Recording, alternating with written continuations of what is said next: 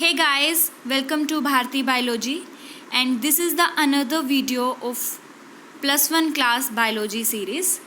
In this video, we will read about the classification system. Let's begin. तो classification क्या होती है और क्लासिफिकेशन किस चीज़ों के लिए ज़रूरी है? Prokaryotes, eukaryotes, animals, plants, kingdom, इन सब चीज़ों को हम एक किंगडम में रखते हैं, मतलब उनको हम क्लासीफाई करते हैं ताकि हमारे लिए उनकी स्टडी करना ईजी हो जाए। इसलिए हम हर एक ऑर्गेनिज्म के जिसके सिमिलर कैरेक्टर्स होते हैं तो हम उनकी एक क्लासिफिकेशन के अकॉर्डिंग उनको एक एक किंगडम, एक एक फाइलम के अंदर रख देते हैं ताकि उनकी स्टडीज़ जो है वो ईजिली हम कर सकें। तो सबसे पहले जो क्लासिफिकेशन हुई थी वो 2 किंगडम क्लासिफिकेशन थी, जो प्लांटिया और एनिमल किंगडम होते थे। A 2 kingdom classification system of with plantae and animalia kingdoms was developed that include all plants and animals respectively. This system does not distinguish between eukaryotes and prokaryotes, unicellular, multicellular, photosynthetic and non-photosynthetic. तो सबसे पहली जो classification थी वो 2 kingdom system था, जिसमें सिर्फ प्लांटिया और एनिमेलिया आया था। प्लांटिया मतलब कि प्लांट्स की स्टडी और एनिमेलिया मतलब कि एनिमल्स की स्टडी। बट इस क्लासिफिकेशन की कुछ डिसएडवांटेजेस थी, जैसे कि इसने सिर्फ प्लांट्स और एनिमल्स को ही रखा था, लेकिन यूकैरियोट्स क्या होते हैं, प्रोकैरियोट्स क्या होते हैं, वो चीज़ें इसने डिस्ट्रीब्यूट नहीं करी, वो चीज़ें इसने नहीं बताई इस क्लासिफिकेशन ने। यूनिसेलुलर और मल्टीसेलुलर ऑर्गेनिजम्स क्या होते हैं, फोटोसिंथेटिक क्या होते हैं और नॉन फोटोसिंथेटिक क्या होते हैं। तो ये इस सिस्टम की जो लीनियस टाइम में मिली थी, मतलब ये क्लासिफिकेशन सिस्टम, उस टाइम की ये ड्रॉबैक है कि इसने ये सब चीज़ों के बारे में डिस्क्राइब नहीं किया। तो उसके बाद मतलब कुछ टाइम के बाद कि 5 किंगडम क्लासिफिकेशन आया, जो R.H. विटेकर ने दिया था। R.H. Whittaker proposed a 5 kingdom classification. The kingdom defined by him were named Monera, Protista, Fungi, Plantia and Animalia. The main characteristics for classification used by him include cell structure, body organization, mode of nutrition, reproductions, and phylogenetic relationship. The 3 domain systems has been proposed that divides the kingdom Monera into 2 domains, leaving the remaining eukaryotes kingdom in the 3 domains. तो जो हमारा Monera है, मतलब हमारी जो classification system है जो R.H. Whittaker ने दी थी, वो 5 सिस्टम क्लासिफिकेशन है, मोनेरा, प्रोटिस्टा, फंजाई, प्लांटिया, एनिमेलिया। तो ये आज के टाइम तक यही क्लासिफिकेशन को हम रीड करते आए हैं, और ये काफ़ी मतलब इस क्लासिफिकेशन में हर चीज़ बताई गई है, जैसे कि prokaryotes and eukaryotes, multicellular, unicellular organisms and mode of photosynthesis. कुछ ऑर्गेनिज्म ऑटोट्रॉपिक्स होते हैं, कुछ हेटेरोट्रॉप्स होते हैं। हम डेफिनेशंस को अच्छे से रीड करेंगे। तो ये जो क्लासिफिकेशन सिस्टम है ये काफ़ी बेटर क्लासिफिकेशन सिस्टम है जिसमें हर चीज़ को डिस्क्राइब किया।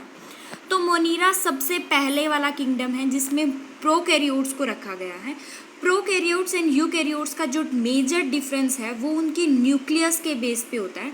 मतलब कि जो यूकैरियोट्स ऑर्गेनिज्म होते हैं उसके अंदर जो डीएनए प्रेजेंट होता है वो न्यूक्लियस में प्रेजेंट होता है। मतलब एक न्यूक्लियस एक सेल ऑर्गेनील है जिसके अंदर आपका न्यूक्लियस प्रेजेंट है।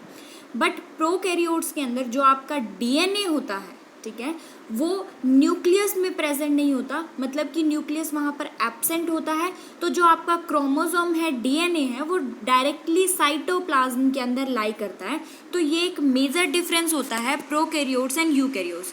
मतलब कि मोनेरा प्रोकैरियोट्स है, प्रोटिस्टा, फंजाई, प्लांटिया, एनिमेलिया जो ऑर्गेनिज्म है वो सब यूकैरियोट्स है। दैट मीन्स कि वहाँ पर न्यूक्लियस प्रेजेंट है, जो आपका डीएनए है वो न्यूक्लियस के अंदर प्रेजेंट है।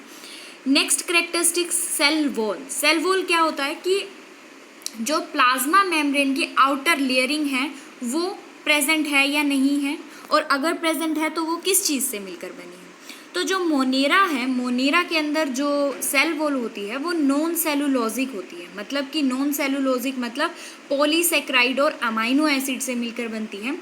प्रोटिस्टा के अंदर वो कुछ ही ऑर्गेनिजम्स में प्रेजेंट होती है। फंजाई के अंदर काइटिन की बनी होती है, और प्लांटिया के अंदर सेलुलोज की बनी होती है, और एनिमल्स के अंदर, एनिमेलिया के अंदर सेल वॉल जो है वो एब्सेंट होती है, वहाँ पर वो प्रेजेंट नहीं होती है। नेक्स्ट कैरेक्टरिस्टिक्स है न्यूक्लियर मेम्ब्रेन। न्यूक्लियर मेम्ब्रेन तब प्रेजेंट होगा जब न्यूक्लियस प्रेजेंट होगा, तो ऑब्वियसली प्रोकैरियोट्स में तो न्यूक्लियस होता ही नहीं है। मोनेरा एक प्रोकैरियोट्स है, तो वहाँ पर सेल मेम्ब्रेन का भी कोई रोल नहीं होगा, तो मोनेरा के अंदर सेल मेम्ब्रेन नहीं है। प्रोटिस्टा, फंजाई, प्लांटिया, एनिमेलिया के अंदर आपका न्यूक्लियर मेम्ब्रेन प्रेजेंट है। नेक्स्ट कैरेक्टरिस्टिक है बॉडी ऑर्गेनाइजेशन। बॉडी ऑर्गेनाइजेशंस का मतलब क्या है? इसका मतलब कि वो एक सिंगल सेल से बनी है या फिर वो मल्टी सेल से बनी है, ऑर्गन से बनी है, टिश्यू से बनी है, कुछ इस तरीके का डिफ्रेंसिएशन। जैसे हम ऑर्गन सिस्टम से बनकर हम लोग ऑर्गेनिज्म बनते हैं, हमारे में एक सेल के बाद टिश्यू, टिश्यू के बाद ऑर्गन, ऑर्गन के बाद आपका ऑर्गन सिस्टम के बाद ऑर्गेनिज्म बनता है। तो ऐसे मोनेरा के अंदर सिर्फ एक सेलुलर ऑर्गेनिज्म है। मतलब कि बॉडी ऑर्गेनाइजेशन कैसी है मोनेरा की? सिर्फ सेलुलर मतलब एक सिंगल सेल से मिलकर बनी है। प्रोटिस्टा में सिंगल सेलुलर होता है, एक सिंगल सेल। फंजाई में मल्टी सेलुलर होते हैं, मतलब एक या एक से ज़्यादा सेल। प्लांटिया के अंदर ऑर्गन्स भी होते हैं और टिश्यू भी होते हैं। मतलब सेल जब प्लस होते हैं, मतलब बहुत सारे सेल्स को मिला के जो सिमिलर फंक्शन परफॉर्म करते हैं, उसको हम टिश्यू बोलते हैं। टिश्यू से मिलकर आपका ऑर्गन बनता है। तो एनिमेलिया के अंदर टिश्यू सिस्टम भी होता है, ऑर्गन भी होता है, ऑर्गन सिस्टम भी आता है। नेक्स्ट कैरेक्टरिस्टिक्स आता है आपका mode of nutrition. Mode of nutrition का मतलब क्या है कि वो किस तरीके से अपने फूड को गेन कर रहा है, वो खुद से बना रहा है या फिर वो इन्वायरमेंट में या दूसरे ऑर्गेनिजम्स के ऊपर डिपेंडेंट है। तो मोड ऑफ न्यूट्रिशन मोनेरा के अंदर ऑटोट्रॉपिक्स भी होते हैं और हेट्रोट्रॉपिक भी होते हैं। ऑटोट्रॉपिक वो ऑर्गेनिजम्स होते हैं जो अपना खाना खुद से बनाते हैं, मतलब वो फोटोसिंथेसिस परफॉर्म करते हैं, ऑटोट्रॉपिक्स। एंड हेट्रोट्रॉप्स वो ऑर्गेनिजम्स होते हैं जो दूसरे ऑर्गेनिज्म से अपना खाना लेते हैं, चाहे वो एज अ पैरासाइट की फॉर्म में हो, चाहे वो सेप्रोफाइट्स की फॉर्म में हो। मतलब पैरासाइट का मतलब क्या होता है कि वो अपने ऑर्गेनिज्म के ऊपर, लाइव ऑर्गेनिज्म के ऊपर डिपेंड रहते हैं और वहीं से फूड लेते हैं। प्रोटिस्टा का जो मोड ऑफ न्यूट्रिशन है वो ऑटोट्रॉपिक्स है, मतलब कि ऑटोट्रॉप्स एंड हेट्रोट्रॉप्स वो फोटोसिंथेटिक भी परफॉर्म कर सकते हैं और दूसरे ऑर्गेनिज्म से ले भी सकते हैं। फंजाई हेट्रोट्रॉप होता है, सेप्रोफाइटिक एंड पैरासाइटिक, मतलब कि वो दूसरे ऑर्गेनिज्म से अपना खाना लेगी, चाहे वो डेड ऑर्गेनिज्म हो या फिर वो लिविंग ऑर्गेनिज्म हो। नेक्स्ट प्लांटिया का ऑटोट्रॉपिक, ऑटोट्रॉप मतलब कि वो अपना खाना खुद से बनाएगा with the help of photosynthesis. And next animalia के अंदर जो है वो हेट्रोट्रॉपिक्स है।